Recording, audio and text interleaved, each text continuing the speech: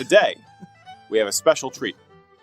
In honor of our new Viking product line, we are going to go a Viking with a special try, which is, Rocky, will you do the reveal, please? Highland Park Scotch. This is a Scotch from the Orkney Islands. They are very, very heavily leaned into their Viking heritage.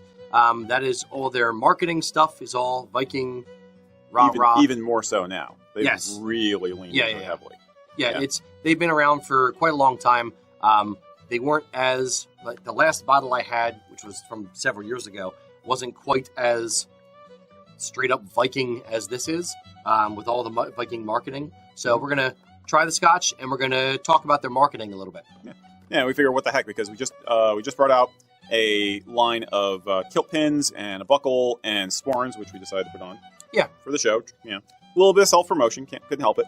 And it just seemed like an opportune, yes, and t-shirts. Yep. It seemed like an opportune time to do it. Yes. Right. So, without further ado, let's get to drinking. There you go. All right. It's a very Viking If thing you to would. do. Yep. Exactly. Yes. All right. Now, the oft sought after, the highly coveted, the beautiful USA Kilts Scotch glasses. Mm-hmm. 1 and 2. And for try. those wondering, Mac has his Scotch behind the camera as well. Yep. Mac is with us. He is pre-poured, but for the movie magic, it's too slow. Oh, and it's backwards. It's backwards. Okay. Oh, boo! Well, the box is backwards. I didn't pack it. You packed it. Ta-da! Okay. I cocked the packed the box backwards as I handed one of those it to days, you. folks. Yes. Okay. I'm gonna let you do the pouring. Okay. The bottle itself is actually pretty awesome as far as Scotch bottles go. Yeah, it's beautiful. It is it's a glass bottle, obviously, but it's like it has raised. I don't know how well you can see this. It actually has raised panels, or not panels, but raised Relief. but it's not relief. It's raised. Yeah. The opposite of relief. Raised, like, Viking knotwork and all that kind of stuff. It has a logo on there. It's actually pretty cool. Mm-hmm. If you collect Scotch bottles, I know some people do. This would be one that I would collect just for the cool factor. Yeah, it's pretty cool. Yeah. And if you're like me, then you'd recycle it as a mead bottle. But it's funny, they similar styles on the box. They're using a later runestone and stave church design. It's called Yelling, I think. Basically 10th through 12th century. It's one of the latest Viking art styles. Those of you who know better than I, correct me, as usual. But it's the more twisty it gets, the later in history, or more recent in history it is, basically. The fancier stuff is actually usually towards the end of the Viking era. Before you put this away, we'll read a bit of the notes on the back, the cheat sheet for the person in the store. Intensely balanced single malt Scotch whiskey, perfect harmony of aromatic smoky peat and the flavors of sweet heather honey, and rich fruitcake, smooth, full, and rounded. It's a whiskey that truly stands apart. Not a lot of heather on the Orkneys, is there? There's not a lot of like smoky, peaty scotches coming from the Orkneys outside. That's more the Isla thing, but they may have just tried to balance it as a flavor profile. Yeah. Okay. Even though it's not, indicative of an Orkney. I don't know how many scotches are on Orkney, so this might be the only one. Yeah. I'll have to look at that. Who knows? Mac, what did you find out about the company? Let's see. So, Thank you. I think Rocky pretty much summarized it already as far as what the company is here.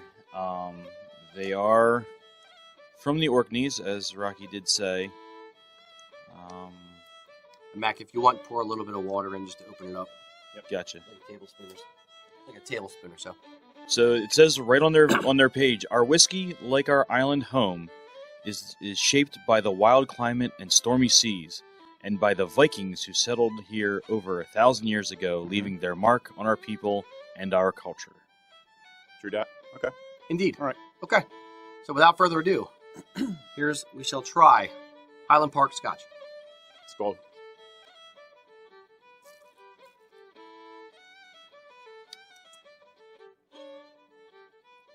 Well, I definitely get the honey thing.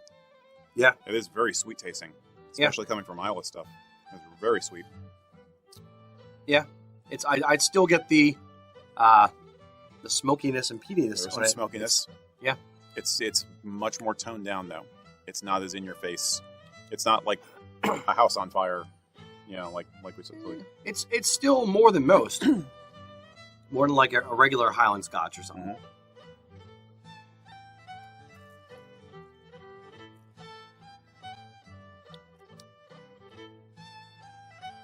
Yeah, I definitely feel the honey. Yeah, the honey. I think the honey almost hits you first. Yeah. You agree? Yeah. Oh yeah. Yeah, I think the honey is the most prominent part of the flavor. I'll say this: it tastes a little bit different with the water. Oh, you've had it straight up. Okay. Yeah. Well, yeah. I mean, it's kind of that's why you put a little water. Yeah. in your Usually, Scotch. I drink neat. Not that I'm a snob or something. I just usually just don't have distilled water right there, or purified water. I think a lot of snobs would tell you have to have it with water too. It's just like everything Scottish. You know, It's there's a going to be weird 5 thing. different opinions on it. Of course, you put 2 Scots in a room, you get 3 opinions. Exactly. The there's a bit of a contentious thing about it for either you do or you don't, or no, that's how it was. You came out in a bottle, that's how you should have it. Kind of thought process versus no, it opens it up and it kind of blends it, and I do like it. I do like it. Sure, hand me the box back. I think when you get when I added a little bit of water to this one now, when I opened it, when I added the water, I get a little bit more of the orange flavor that it has in it as well. I'm noting that. Does it say like a citrus note. Yeah, there's Seville oranges are as part of the flavors. Seville orange. Okay. Yeah, Ooh. honey heather, Seville. rich fruit cake, Sevilla. winter spices, Seville oranges, and the smoky peat. And it says on their website to try this with venison or chocolate ginger biscuits. Chocolate ginger biscuits. I got those. I got those at the convenience store. Exactly. Yeah, those are easy. Soft cheeses such as French brie. And Yes. they're even saying to try it with Japanese sushi or wasabi. I think it would overpower sushi. Well, if you, I don't know. I guess you could With the wasabi. No, I could see it. I could see it with sushi, but I'd have another drink as well. Because when I think of Vikings, I obviously think of I'd need a lot of Viking sushi is not for the faint of heart. There's this thing from Iceland called Hekkarl, which is basically pickled Greenland shark, and it basically tastes like urine. Sounds Because delicious. because you have to. It is filled with uric acid, because that's like antifreeze for fish that live in the Arctic. Right. And right. in order to make it edible, they have to take the shark and basically put it on these pressing racks and kind of let it ferment and pickle over the winter, just to get out enough of the uric acid so that it's actually not going to kill you. And the result is something that you can eat because you're in Iceland and you don't have a lot of options, but it is horrible. So when we do the Facebook Live try of that, I will be absent that day. I'm suddenly feeling a cold. You're not a true Norseman. Nope. Speaking of that, these guys really are they're really playing into the whole, Norse ancestry thing. So the side of the box says, I am a reflection of my ancestors and their values. I keep them close and continue to learn, to pass on those values to future generations. My name is all I truly have left. Let it be a legacy of honor. And that's actually a legit Viking thought. So yeah, they're sincere. They're sincere about it. Well, they're sincere in their marketing of it. Mm-hmm. At minimum. But they did some homework to come up with Oh, that. yeah. No, I don't think that they didn't do homework. Yeah. It's just a matter of, the cynical me is saying, are they leaning into it because the Viking thing is it's very hot popular right now? Mm-hmm. Or are they leaning into it because that's who they are and they're just, more... I think it's a bit of both. Yeah. I think they've always had the heritage. Like you said, Mac, you said that like a couple of the guys on their website are listed as being actual ancestors of or descendants of original settlers and stuff like that. Yeah, so. the one gentleman was like 32nd great grandfather was like the first lord of Orkney. Okay. But is it the tail wagging the dog? Is it them? I think they when the Viking thing came back into vogue the last few years, I think they probably just realized, hey, this is tailor made for us to because to jump on. The way I'm thinking about, like, they're obviously very proud of Orkney. All the Scotches are very proud of where they're from. Yeah. In Scotland. The question is, would they have named it Highland Park? Yeah, no. I think if it was made today. Yeah. Like, are they stuck with the name because that's what they have? Yeah. So that's my Highland Park to me doesn't say Viking.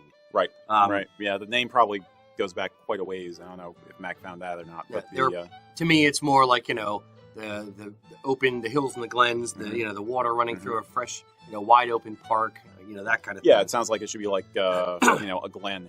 Yeah. Monarch of the Glen kind of a vibe, kind of like Highland Park. It's like a nature reserve is what comes to mind. Yeah. But Orkneys and everything, you think they'd lean into a name like Orkney-ya or Yelling Dragon, Scotch. I don't know. It doesn't work though. I'm picturing a yelling dragon is like, ah, like a high pitched shrill. Yeah, it's different. Yelling is a region, as I recall. But I don't know. it's cool. But if you want to celebrate product releases this way more often, I'm all for it. Sure, I'm all for it. Yeah. Yes. So, So how do we feel about their marketing?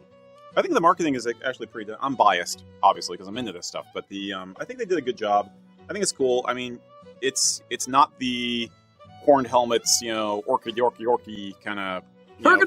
Yeah, it's not. Yeah, a Swedish chef does Scotch, or even Uphelia, which is everybody loves that festival. But the Viking culture of Uphelia festival is really goofy, kind of by design. And this is not that. They are actually trying to do it sincere justice. They mean it. So I'd say it's legit. I will say this, as far as the marketing for Scotches go, they're much more leaning into an aggro-masculine, testosterone type campaign than most Scotches. Most are more gentlemanly, refined kind of, There's that. Yeah. There's that. So it's more youthful, I think you could say. Scotch is not really associated with Vikings, obviously.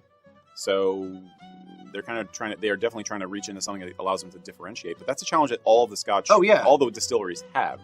Is especially now there's foreign competition. Like we've mentioned before, how Japanese recently, the Japanese and Aldi markets came out with a top award-winning Scotch recently, and it's like $25 in their supermarket. So I think we still have to try. We gotta get. Yes, if anyone wants to send us a gift, send me Aldi Scotch. I need to try that. Mm-hmm. Yeah, it's hard to get here in Pennsylvania because Pennsylvania has really Stupid weird, laws. Antiquated blue laws. But you know what I mean? It's like they're all trying to find a way to differentiate themselves. Yeah. And these guys are putting a different twist on it. Well, that's kind of my point, is that in Scotch, there aren't a lot of differentiators. Like, there's not. The only other one that really jumps out as a different font, a different marketing kind of thing to a degree is like Ardbeg. They have a really cool original thing, at least the Scotches that I see in the store, which isn't that much. But I'd say that they're doing a good job. Yeah. Now I'd say if the Scotch were bad and they had all this marketing thrown into it, I'd think a lot less of them. It'd be like all flash, no substance. Fair. This is very nice. It's a very well-rounded palate. It's a very well-rounded set of flavors that do complement each other. I was joking about it being intensely balanced. It's like we're going to balance this intensely, but legit, it is a nice balance. There's a lot of weight on both sides. Yeah. We're gonna balance the hell out of this. But it's no. In all seriousness, though, it is a good Scotch. It is very tasty. So. Now I will say this for their marketing: if I'm a guy going into a store, into a state store or whatever, it's a liquor store, and I see a bunch of Scotches and I don't know what I'm looking for, that's going to stand out. That's going to stand out. Hugely, it's going to stand out. And I'm going to look at it and be like, wow, this is tough. I'm tough. Yeah. I'm a Viking. I can do this. Yeah. Kind of, man aggro stuff. Yeah. Now, what's the price point on this versus like the Lafroig stuff? I completely forget. I think it's about one the job, same. Rocky. I know. Buying the Scotch, I did it. The I want to say it's like 60-ish. Okay. So it's not like over 100, crazy price, but it's not cheap by any stretch. Yeah. But okay. I will say it is. I will give them the stamp of approval on the intensely balanced line from an aspect of I can definitely taste the honey. It's reasonably intense. I can definitely taste the peat and the smoke and that kind of thing, but it is still reasonably balanced. Yeah, I would say if you want to introduce somebody to Scotch, this would probably be a good starter. If you want to introduce them to a peaty, smoky Scotch, this would be a good starter. Okay. Peaty smoky for Even less peaty. Would yeah, be better. peaty Yeah, or smoky okay. for anyone. It's kind of an acquired taste, like an IPA, where it's very, very specific flavor profile. Mhm. So if they don't like it, it would turn them off to all Scotch if they think it's all Right. going to taste like that. Right. So I wouldn't necessarily introduce people to it, Mhm. but if you like Isla Scotches and peaty stuff, then I would definitely try this. From it, it's not a blend; it's a straight Scotch kind of thing. But it balances the honey as well as the smoking stuff. Yeah. Fair. Cool. All right, scale of 1 to 10. Mac. Sorry, I'm catching up on all the comments that are coming in. On a 1 to 10, I'm gonna go 6. Okay. 6, kind of middle of the road. Now, you tend to like peaty or not peaty? I go back and forth. Sometimes I can just- appreciate that. It varies. Okay. Depends on my mood. Depends on the season too. Yeah. But Yeah, winter. I'm actually very pleased with this. I'm going to give it a 7.2. Okay. It's a good score. It's a good score. Yeah.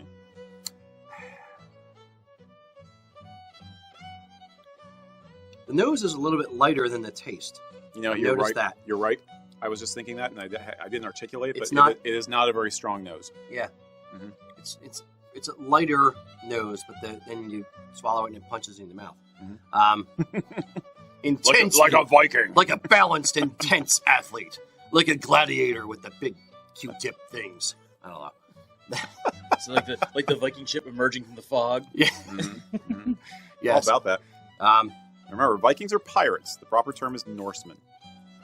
To go a Viking is basically to go abroad, to go traveling. So, I'm gonna say 7.8. okay. 7.8. Okay.